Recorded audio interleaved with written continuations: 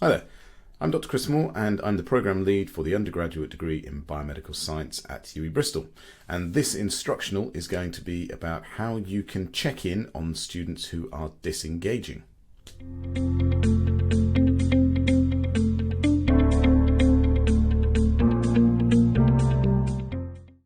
So the first thing is, what do I mean by disengaging?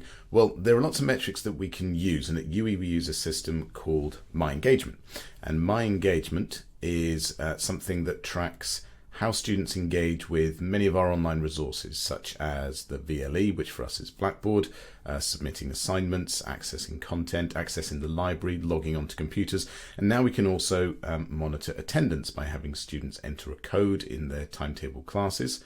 And those are then registered on the system, and it gives an individual student by student percentage of their attendance. Now, this doesn't work across modules, and so it's difficult to get a sense for how module attendance is going, and therefore if it is individual students, whether it's the things going on in their lives that is causing their absence from class, whether it is the module itself, or whether sometimes it's individual academic staff that are causing in some way absences. So it's quite difficult sometimes, even with wellbeing services that pick up disengagement from the metrics that are gathered and contact those students to make sure they're okay. It's sometimes difficult to re-engage students, particularly to get them to realise that the person that's contacted them, they may not know them, but they still genuinely care about their well-being and their academic success. So it can sometimes be more beneficial for the person they know to contact them, the lecturer, the module leader, the program leader, the personal tutor. If you have that person contact them directly, it shows that we are engaging with keeping an eye on how they're doing and stepping in to see if they're okay and how we can support them. So this is going to be a simple way of collecting that data, tallying that data, and then using it to contact them where appropriate, but also to provide support.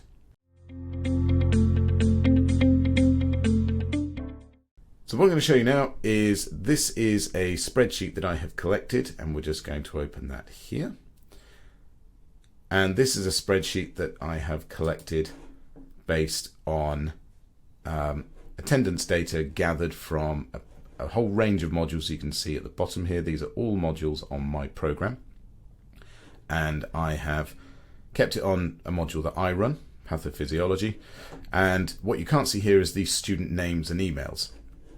But this data is collected from behind the scenes of the attendance monitoring app that we use, and it's got week by week as to whether it's a L for lecture, T for tutorial.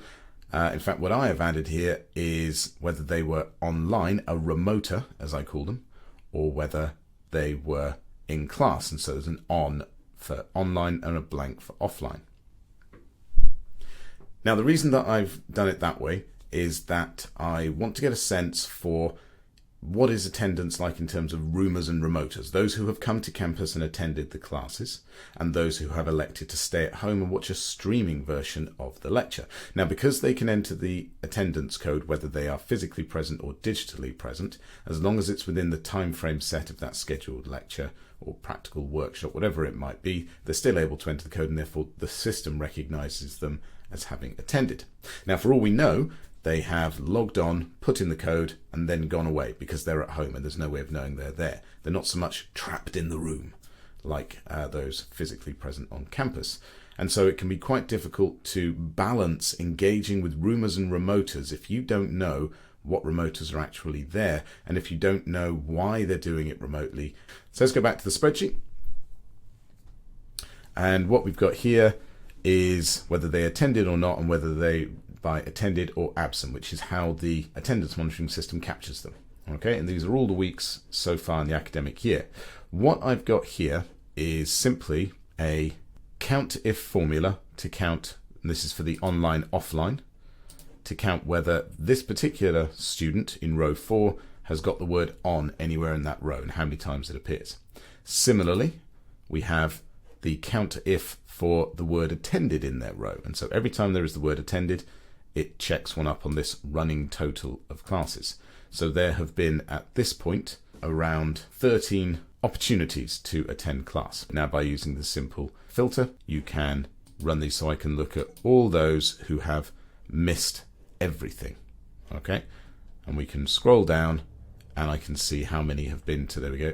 These people have been to 11 of the opportunities. Now, the only reason they haven't been to all 13 is in these two, the code wasn't provided, possibly due to a technical issue, possibly due to forgetfulness. But all those where there's been one, so these are the highest attendees, and that's great. Lower down the line, these are the people that hopefully the wellbeing services pick up instantly. These ones kind of in the halfway, the less than 50% attendance. These are the people that we want to check in on. And we want to find not only why they haven't been attending, because we want to know if it's to do with their well-being, because they don't like it, because they can't be bothered, because they know there's going to be a recording, so why would you, when a lot of the information for the assessment can be gleaned through recordings, and also whether there's something that we can do, I can do, their tutor can do, well-being can do to support them. So this is where it then comes into making contact with them based on this running tally. Now, if you have access to the class lists, you can add their email addresses, which, as I mentioned, you can't see in the spreadsheet here just for data protection purposes.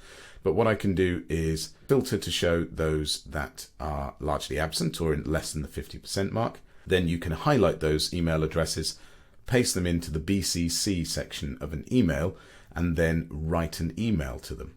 Now, the contents of the email is entirely up to the person, but it's largely to, say that you've recognized the fact that they have been largely absent from classes in a particular module, and that you may be concerned, but there obviously may be technical reasons why that hasn't happened. Maybe the code didn't work for them, maybe the app doesn't work for them.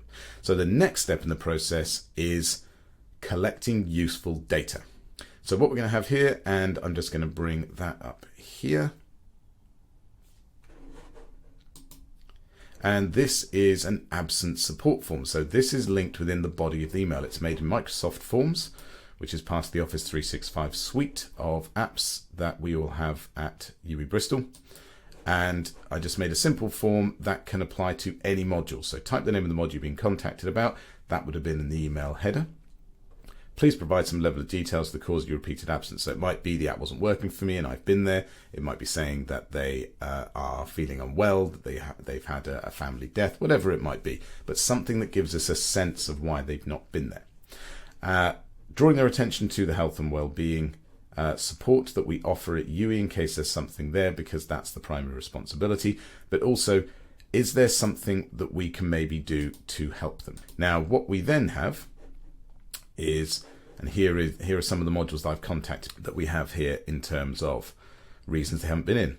I haven't been feeling well for 3 weeks due to bacterial infection, then I had to catch up on the lecture material, which I preferred doing from home. So there's two reasons there, one being illness, the other being a preferential way of learning. I do attend online and at uni, I just haven't been using the code. So we've already got 3 reasons in there that are very different, and they give us some insights as to what's going on. So then what we can take a look at is some of the responses. And here I will show you some of the detailed responses that you can download from Excel. This gives us the time and date that they've done them. And for this question, if you feel you would benefit from support in some way, please do let us know in what form it might take. So rather than here is the support mechanisms, here is the link, which we do provide.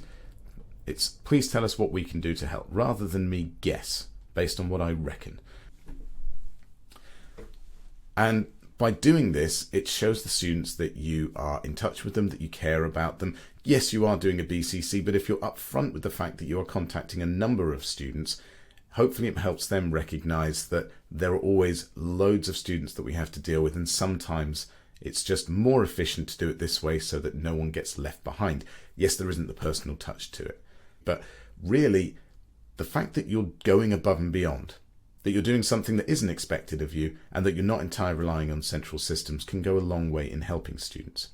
And so that's a great way of collecting useful information on student attendance, doing something with it, and being able to touch base with students who are at risk of disengaging. But most importantly, finding out why for the individual.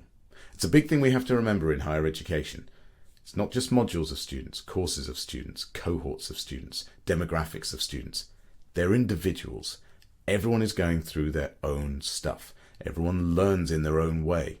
People have different reasons for different things, and we really need to get down to the nitty-gritty, into the weeds of what individual students in our care and that we have responsibility for are going through. and how we can support them individually, even if it is just signposting, even if it's just having a chat or being a sounding board, or making a tweak to the way that you teach, or giving them a prompt to come in. If you know what that individual student is going through, even to a small degree, you can help them as an individual, and that will help their experiential and academic success. I hope you found that useful. See you again next time.